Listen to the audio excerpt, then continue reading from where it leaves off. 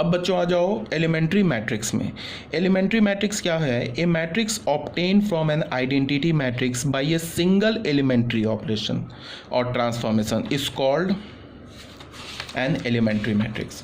मतलब क्या है कि अगर तुमने कोई आइडेंटिटी मैट्रिक्स उठा लिया, ठीक है, उस आइडेंटिटी मैट्रिक्स में सिर्फ एक बार ट्रांसफॉर्मेशन करो, मतलब या तो उसमें रो ट्रांसफॉर्मेशन अप्लाई कर दो, कोई सा भी रो ट्रांसफॉर्मेशन अप्लाई कर दो, या कोई सा भी कॉलम ट्रांसफॉर्मेशन अप्लाई कर दो, लेकिन सिंगल टाइम, एक ही बार, ठीक है।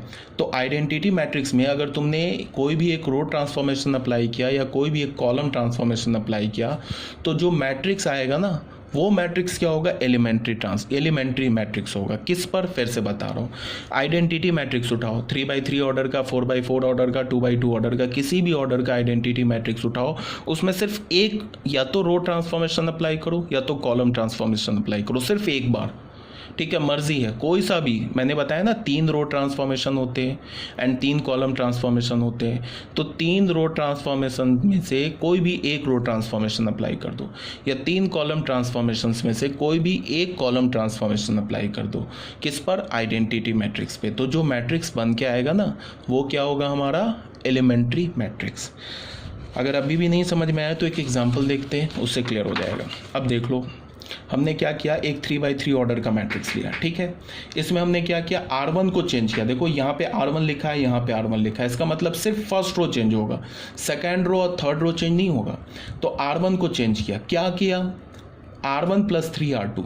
इसका क्या मतलब है कि सेकेंड रो के हर एक एलिमेंट को 3 से मल्टीप्लाई करके फर्स्ट रो के करस्पॉन्डिंग एलिमेंट्स में ऐड कर दो।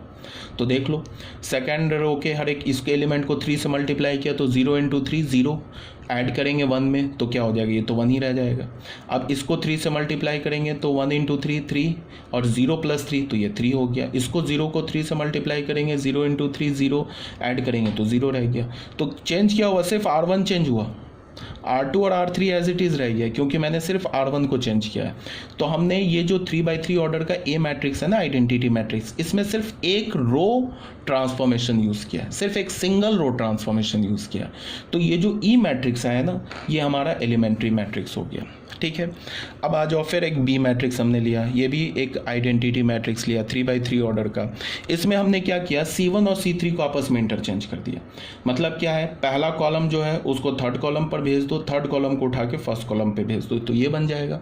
तो ये जो ई मैट्रिक्स है ना, ये भी एक एलिमेंट्री मैट्रिक्स है। क्यों एलिमेंट्री मैट्रिक्स है? क्योंकि ये ई मैट्रिक्स जो है ना, ये एक आइडेंटिटी मैट्रिक्स से ऑब्टेन्ड हुआ है by only one elementary transformation. अब वो एलिमेंट्री ट्रांसफॉर्मेशन कुछ भी हो सकता है, रो भी हो सकता है, रो ट्रांसफॉर्मेशन भी हो सकता है एंड कॉलम ट्रांसफॉर्मेशन भी हो सकता है। कोई सा भी रो ट्रांसफॉर्मेशन अप्लाई कर दो, कोई सा भी कॉलम ट्रांसफॉर्मेशन अप्लाई कर दो, लेकिन एक बार। किस पर? ये आइडेंटिटी मैट्रिक्स पे। तो जो हमें मैट्रिक्स मिलेगा वो एलिमेंट्री मैट्रिक्स हो जाएगा। फिर देखो, हमने एक सी मैट्रिक्स लिया, आइडेंटिटी मैट्रिक्स लिया 3x3 ऑर्डर का। इसमें हमने R2 और R3 को इंटरचेंज कर दिया, मतलब ये R2 को उठा के R3 पर भेज दिया, R3 को उठा के R2 पर भेज दिया। तो हमें यहाँ R2 को R3 पर, R3 को R2 पे, तो C से हमें ई मैट्रिक्स मिल गया। ये ई मैट्रिक्स क्या हो गया? Elementary matrix corresponding to matrix सी।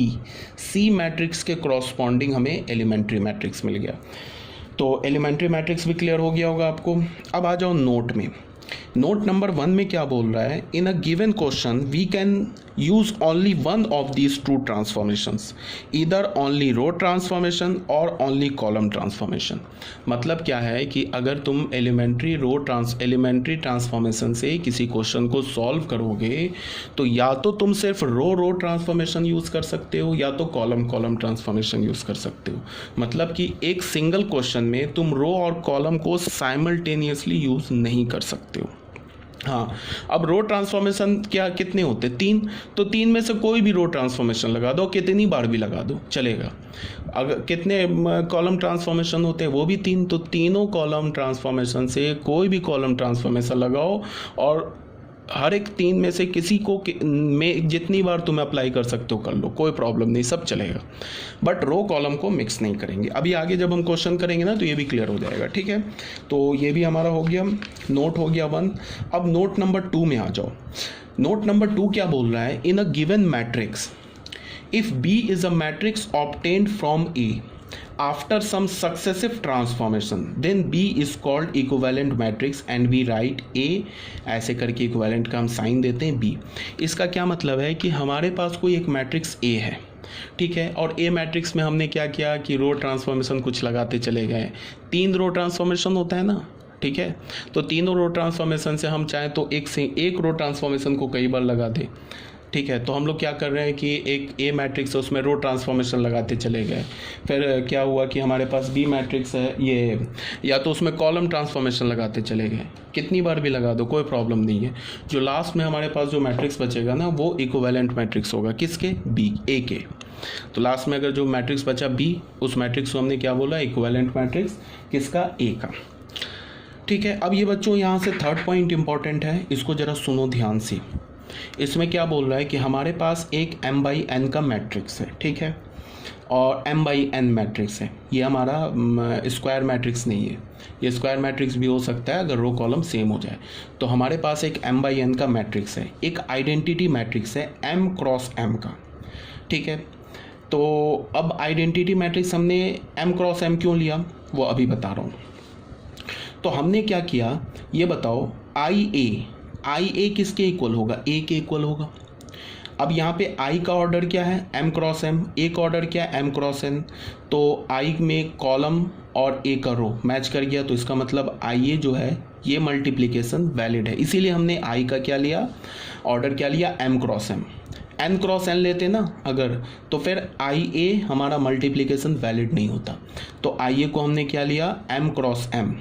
तो आई ए क्या हो गया हमारा, मल्टीप्लिकेशन वैलिड है, आई ए किसके इक्वल होगा, ए के। यहाँ तक अभी बात आ गई समझ में। अब जो बोल रहा हूँ उसको ध्यान से सुनो, ये आई ए के तो इक्वल है। अब हम क्या है, हमारे पास एक थ्योरम क्या है जिसको अभी मैं बता रहा हूँ, इसको बिना प्रूफ के बता रहा हूँ, ठीक है। इसकी प्रूफ की ज़रूरत नहीं है, ना ही जेईई मेंस एडवांस बोर्ड कहीं प्रूफ की ज़रूरत नहीं है, ठीक है। तो अभी विदाउट प्रूफ आप ये देखो कि अगर हमारे पास कोई एक मैट्रिक्स ऐसे लिखा है आई ए इज इक्वल टू ए, ठीक है, तो ए के साथ प्री मल्टीप्लाई क्या है, एक आइडेंटिटी मैट्रिक्स है, ठीक है। तो इस प्री मल्टीप्लाई, बात को बड़े ध्यान से सुनो, इस प्री मल्टीप्लाई मैट्रिक्स है जो आइडेंटिटी मैट्रिक्स है, इसमें तुम कुछ रो ट्रांसफॉर्मेशन अप्लाई कर दो। मान लो कि हमने 10 रो ट्रांसफॉर्मेशन अप्लाई कर दिया, कितनी बार भी रो ट्रांसफॉर्मेशन अप्लाई कर दो। मान लो कि हमने इस आइडेंटिटी मैट्रिक्स में 10 बार रो ट्रांसफॉर्मेशन अप्लाई कर दिया, कुछ भी रो ट्रांसफॉर्मेशन अप्लाई कर दिया, ठीक है। तो इसको रो ट्रांसफॉर्मेशन अप्लाई करोगे तो हमें क्या मिल जाएगा, आइडेंटिटी मैट्रिक्स ये चेंज होता जाएगा, किस में चेंज हो जाएगा, ये बी में चेंज हो जाएगा। और जो रो ट्रांसफॉर्मेशन तुमने आइडेंटिटी मैट्रिक्स में अप्लाई किया है ना, मान लो कि 5 बार इसमें रो ट्रांसफॉर्मेशन अप्लाई किया, वही सेम 5 रो ट्रांसफॉर्मेशन तुम ए मैट्रिक्स में भी अप्लाई करो। मेरी बात समझ में आ रहा है क्या बोल रहा हूँ। पहले तो आई ए इज इक्वल टू ए लिखा है, मैंने क्या बोला, आई जो है ना ए का प्री मल्टीप्लायर है। इस प्री मल्टीप्लायर में तुम रो ट्रांसफॉर्मेशन अप्लाई करो, कितनी बार भी, 5 बार, 10 बार, 1000 बार, लाख बार, कितनी बार भी करो, वही सेम रो ट्रांसफॉर्मेशन तुम ए में कर दो, तो ये इक्वलिटी होल्ड रहेगा। मतलब आ रही है बात समझ में। इसके साथ इसको कुछ नहीं करना है, इस ए को नहीं कुछ करना है, जो पोस्ट मल्टीप्लायर है इसको चेंज नहीं करना है। इसमें तुमने 4-5 रो मल्टी ट्रांसफॉर्मेशन कर दिया, वही सेम रो ट्रांसफॉर्मेशन इसमें मल्टीप्लाई कर दोगे तो इक्वलिटी वैलिड रहेगा।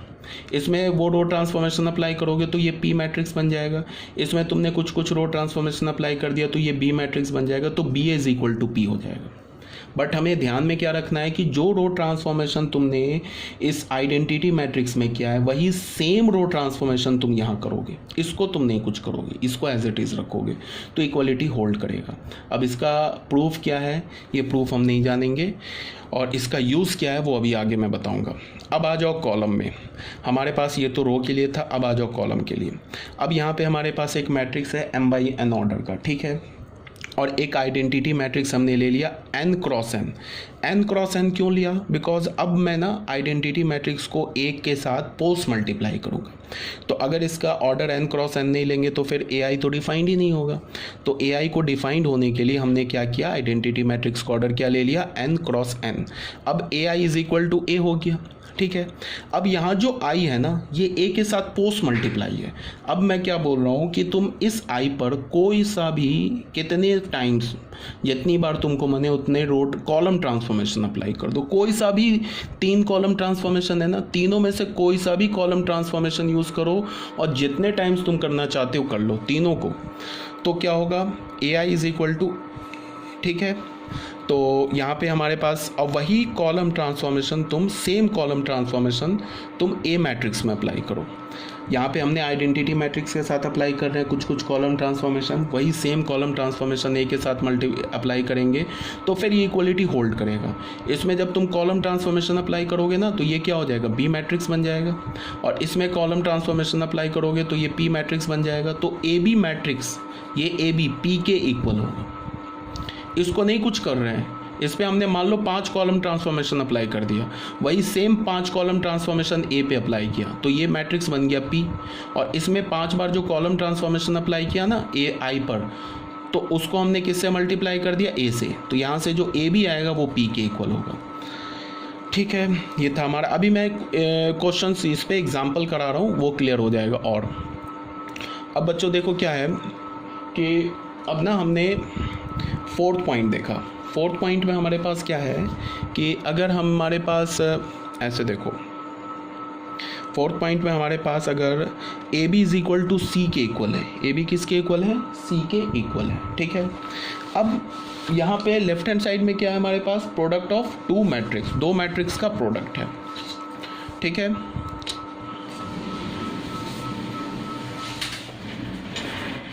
ठीक है बच्चों, ये लेफ्ट हैंड साइड पे क्या है, product of 2 matrix AB is equal to C।